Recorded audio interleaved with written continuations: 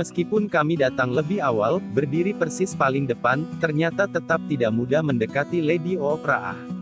15 menit, kami telah berada di halaman rumput lokasi acara berikutnya. Tempat itu dikerubuti oleh wartawan dengan kamera-kamera terbang, setengah jam sebelum acara dimulai. Pengunjung kebun binatang segera memenuhi halaman rumput 5 menit kemudian. Selamat datang Lady Opera di kebun binatang ibu kota Arcantum. Love. Konserv. Sare. Lagi-lagi layar hologram di sekitar kebun binatang menampilkan potongan video sambutan kepada Lady Opera dengan gaya khasnya. Setengah jam menunggu, acara itu akhirnya dimulai. Petugas keamanan mengaktifkan pembatas transparan di depan kami. Ali mengeluarkan pukulan, kecewa pembatas itu tidak bisa dilewati, petugas keamanan juga menjaga ketat acara. Pengunjung ramai bertepuk tangan, sebuah benda terbang mendarat di halaman rumput, Lady Opera turun sambil melambaikan tangan. Kami mencintaimu, Lady. Salah satu pengunjung berseru. Aku juga mencintai kalian. Lady Opera tertawa renyah. Pengunjung semakin riuh. Acara dimulai. Dua petugas kebun binatang menggendong hewan bertubuh gemuk berbulu tebal.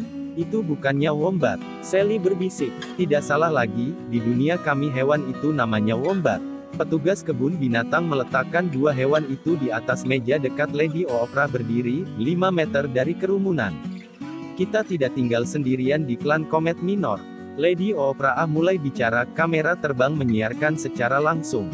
Kita tinggal bersama ribuan spesies unik di klan ini. 1-2 di antara mereka bernasib malang, terancam punah. Hewan ini misalnya, wombat, hanya tersisa beberapa saja di alam liar Komet Minor. Kita berbagi banyak hal dengan hewan-hewan ini, langit yang sama, udara yang sama, bintang gemintang yang sama. Tidak ada lagi hari, selain hari ini, ketika mendesak sekali kita mulai bergandengan tangan menjaga spesies langka klan Komet Minor. Agar anak cucu kita kelak tidak hanya melihatnya lewat layar-layar hologram, tapi juga bisa mengelus langsung betapa lembutnya bulunya. Betapa lucunya hewan-hewan ini. Pengunjung bertepuk tangan. Itu pidato yang keren. Ali tidak. Dia terlihat semakin kesal. Ali tadi dia berpikir bagaimana kami bisa mendekati kulture dalam situasi seperti kita bisa mengembalikannya lagi. Ali mengangkat bahu. Batozar menggeram, bola matanya yang merah melotot kepada Ali. Maaf, Master B. Hanya bergurau. Sementara di depan sana, Lady Opera berseru, hei, lihat, wombat ini sedang buang air besar. Kamera berebut meng-close up kejadian itu, seolah itu penting sekali. Hewan itu memang nampak sedang mengedan. Apakah kotorannya akan berbentuk kubus? Sally berbisik. Tentu saja kubus, Sally. Ali menyahut tidak peduli. Look, kotoran wombat itu keluar. Lady Opera tertawa. Pengunjung bertepuk tangan. Layar hologram menampilkan kotoran wombat. Ali keliru, di klan Komet Minor, kotoran wombat tidak berbentuk kubus, melainkan bintang. Wow, Sally ternganga. Bagaimana mungkin? Lucu sekali. Sally lantas tertawa. Ali menepuk dahinya. Apanya yang lucu, itu cuma kotoran. Lady, bisa menjawab beberapa pertanyaan. Salah seorang wartawan berseru. Baik, tapi hanya satu pertanyaan. Bagaimana pendapat Lady tentang kematian ribuan kadal di pegunungan jauh?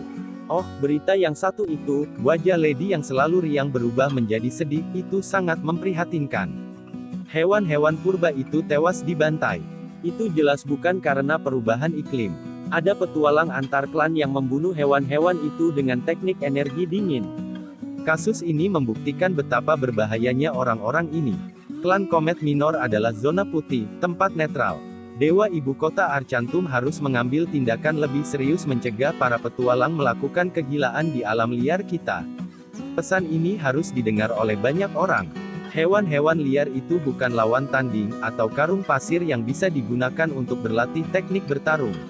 Lepas menjawab pertanyaan itu, Lady Opera sekali lagi mengelus kepala wombat, melambaikan tangan ke arah pengunjung, lantas melangkah menuju benda terbangnya. Kami mencintaimu, Lady. Lady Opera berhenti sejenak sebelum masuk benda terbang, melambaikan tangan. Tersenyum, senyum khasnya. Asteris ini benar-benar mulai menyebalkan. Ali berseru di dalam benda terbang transportasi publik, jika sekali lagi kita hanya berdiri menonton, seperti orang bodoh, tidak bisa mendekat, pikir dia mau berdiri menunggu dengan sabar di antara fans Lady Opera. Tidak, dia tidak peduli, dia ringan tangan akan meremukkan separuh ibu kota Arcantum demi mendapatkan potongan tersebut. Aku terdiam. Pendapat Ali mulai masuk akal. Kami berempat menuju acara berikutnya. Pukul 6, selama 1 jam ke depan, Lady Opera akan syuting sebuah film. Langit perlahan gelap, malam datang menyelimuti ibu kota Arcantum. Dan kota ini semakin menunjukkan sihirnya ketika jutaan lampu mulai menyala. Bangunan tabung-tabung, bola kubus, segitiga prisma, limas terlihat menakjubkan di malam hari. Kesibukan kota juga tidak berkurang, di area-area tertentu, seperti pusat wisata perbelanjaan, kuliner, justru terlihat semakin padat. Tidak sulit menemukan studio film tempat syuting itu dilakukan, tempatnya mencolok. Berdiri di samping danau ibu kota Arcantum, dengan lampu ribuan watt. Kami segera berlompatan turun dari benda terbang, menuju bangunan berbentuk segitiga. Tidak hanya kami, juga ratusan fans Lady Opera memadati halaman. Lagi-lagi pembatas transparan dibentangkan, petugas keamanan studio berjaga. Mereka galak menatap kerumunan, memastikan tidak ada fans yang nekat masuk ke lokasi steril.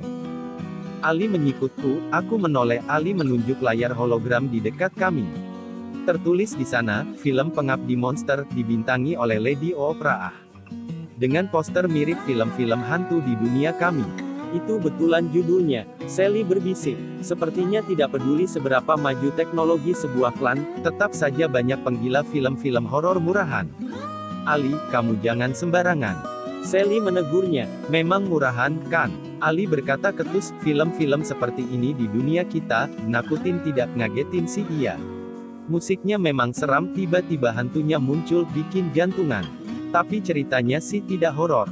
Lebih sering maksa. Enak saja kamu bicara. Kamu harus menghargai sejelek apapun film itu. Tuh, kamu mengakui sendiri jika film-film itu jelek.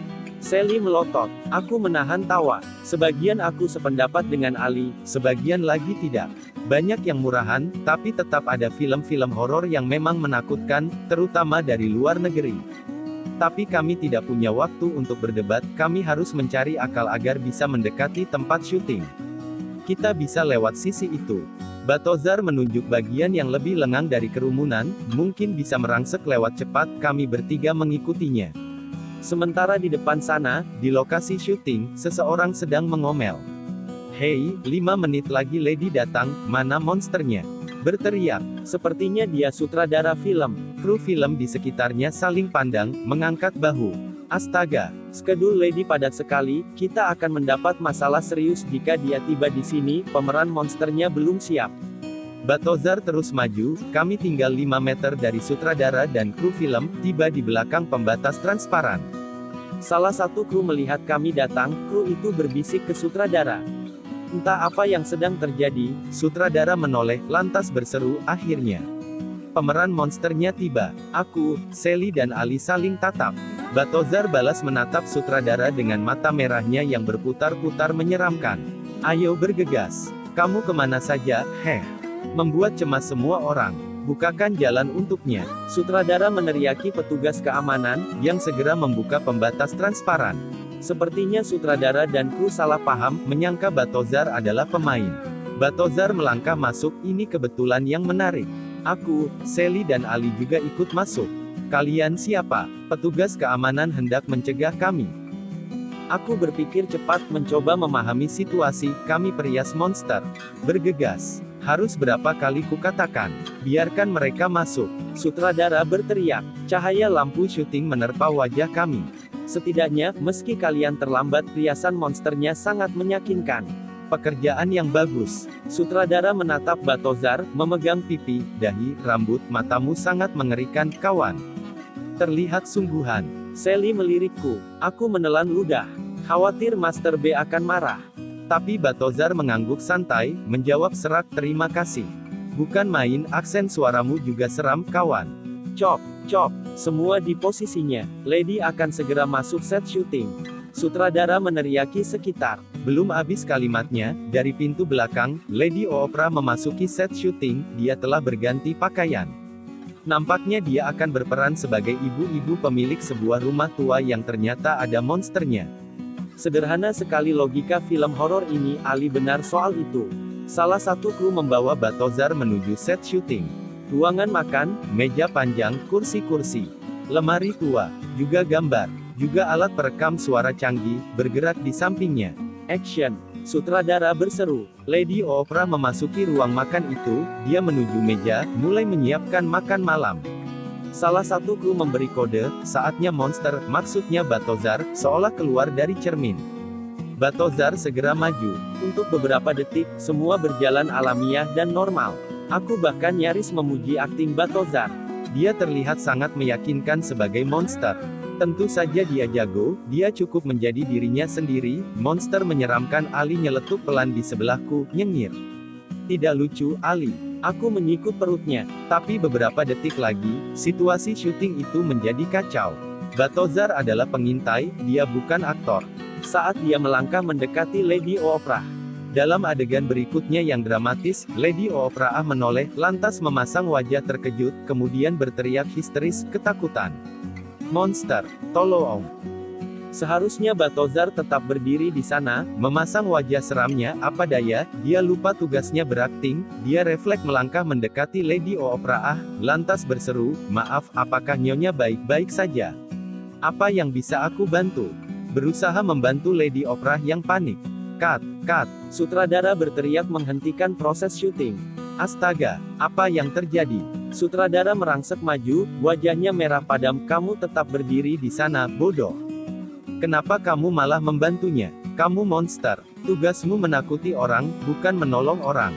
Hei, mana asistenku? Salah satu kru terbirit-birit mendekat. Dia sudah membaca skenarionya atau belum? Hah? Menunjuk Balthazar. Aku dan Sally saling tatap. Ali menutup wajahnya dengan telapak tangan. Adegan itu kembali diulang dan diulang. Ada saja kesalahan yang dibuat oleh Balthazar. Lady Opera menjerit histeris. Kali ini Balthazar tetap diam. Dan terus diam meski asisten sutradara memberi kode agar dia menyingkir akting. Aku mengusap wajah, semoga Balthazar masih sabar diteriaki, bodoh. Repot sekali jika dia mengamuk tersinggung. Ali menggaruk rambutnya yang berantakan. Ketiga kalinya, keempat kalinya, kelima kalinya.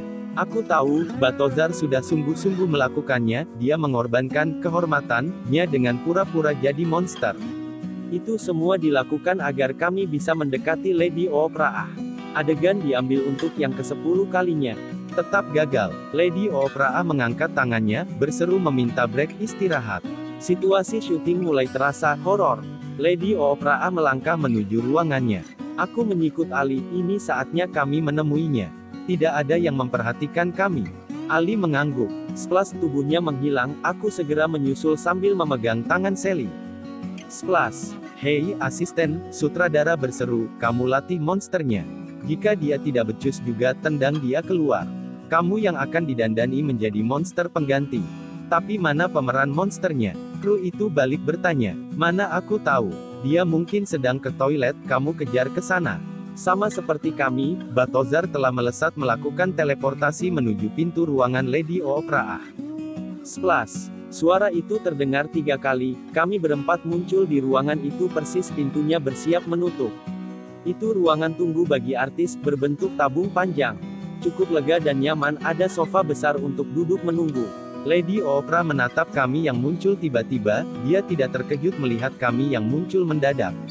Seperti biasa saja menyaksikan 4 orang melakukan teknik teleportasi di hadapannya. Nyonya, aku minta maaf, jika kamu hendak minta maaf atas kekacauan tadi, maka cara terbaiknya pastikan kamu bisa berakting dengan benar. Lady Opera melambaikan tangan, tidak peduli. Balthazar menggeleng, aku tidak maaf atas hal itu. Tapi aku minta maaf karena kami hendak mengganggu waktu Nyonya sebentar. Apa maksudmu, Lady Opera? Kami hendak bertanya sesuatu, Nyonya Kulture. Terdiam. Perempuan parubaya dengan rambut berombak sebahu itu termangu menatap kami. Kamu memanggil siapa? Dia akhirnya bicara. Kami tahu Anda adalah Nyonya Kulture. Mantan anggota para pemburu. Ali ikut maju, bicara. Aku tidak punya ide sama sekali apa yang sedang kamu bicarakan, anak muda. Waktu kami tidak banyak, Nyonya. Seseorang, dengan kekuatan mengerikan, boleh jadi sedang menuju kemari. Dia jenis senjata. Klan Komet Minor adalah zona putih, tempat netral. Kami menyayangi kehidupan, hewan-hewan, dan alam liar, Nyonya Kulture, Archie yang memberitahu kami. Kali ini wajah Lady Oprah benar-benar berubah. Archie, dia berseru pelan. Iya, dia memberitahu kami siapa sebenarnya Nyonya. Kami juga telah bertemu dengan Tuan Entre. Kami tidak berniat jahat. Namaku Balthazar, aku seorang pencari jejak di klan bulan. Anak-anak remaja ini adalah petarung yang baik. Kami mengejar seseorang hingga klan Komet Minor, kami harus menghentikannya menguasai tombak pusaka. Aku tidak mau membicarakan apapun tentang senjata itu. Aku telah mengucapkan selamat tinggal kepada para pemburu. Aku memiliki kehidupan berbeda sekarang. Lady Oprah menggeleng. Meski menggeleng, jawabannya jelas telah mengonfirmasi jika dia memang kulture. Tapi, Nyonya Kulture, tidak ada tapi-tapian anak muda. Lady Oprah memotong kalimat Ali, tinggalkan lokasi syuting ini. Aku tahu kalian bisa melakukan teleportasi, silahkan pergi tanpa diketahui orang lain. Aku akan bilang ke sutradara jika syuting malam ini ditunda hingga menemukan pemeran monster yang baru. Nyonya Kulture, orang itu jahat sekali. Jika dia menguasai tombak pusaka, dia akan membuat kekacauan di mana-mana. Sally ikut maju, membujuk. Sekali tidak tetap tidak. Lady Oprah berkata tegas, membuat Sally terdiam. Balthazar terlihat menggeram, dia mulai jengkel. Dia sudah menghinakan dirinya dengan diteriaki bodoh, dan sebagainya, tapi orang yang kami temui sama sekali tidak peduli. Aku meremas jemari, bagaimanalah ini, kami tidak bisa memaksanya. Nyonya Kulture, tahukah Nyonya jika Archie tinggal di pegunungan jauh? Ali kembali bicara, aku tahu, dia tinggal di Menara Kelabu. Maka tahukah Nyonya jika Archie telah gugur? Astaga, Lady Oprah terperanjat. Dia telah dibunuh oleh orang yang hendak menguasai tombak pusaka, orang yang menghabisi ribuan kadal purba di belakangnya, disusul Balthazar. Pintu ruang tunggu terbuka. Sebentar anak muda, Lady Oprah berseru, menahan. Kami menoleh. Apakah Archie sungguh telah gugur? Ali mengangguk. Wajah Lady Oprah terlihat murung. Aku tidak tahu siapa kalian sebenarnya. Tapi jika apa yang kalian katakan benar, aku akan mempertimbangkan memberitahu lokasi potongan kedua. Lady Oprah diam sebentar. Aku tidak akan memberikan informasi itu dengan mudah. Archie tentu menguji kalian sebelumnya. Maka aku juga akan menguji kalian dengan cara berbeda. Pukul 9. Studio televisi ibu kota Arcantum, aku akan membawakan siaran talk show di sana.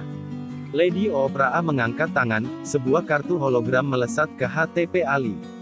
Itu kartu pas untuk masuk studio televisi. Pastikan kalian bersiap-siap dengan baik. Jangan datang terlambat. Acara itu disiarkan langsung ke seluruh klan Komet Minor. Lady Oprah sekali lagi mengangkat tangannya, menyuruh kami segera pergi. Beberapa kru terlihat mencari-cari di mana pemeran monster menghilang, tidak jauh dari ruang tunggu. Aku, Sally dan Ali mengangguk. Balthazar menyeringai sejenak. Splash, dia telah melakukan teleportasi meninggalkan ruangan syuting. Splash, aku, Sally dan Ali menyusulnya.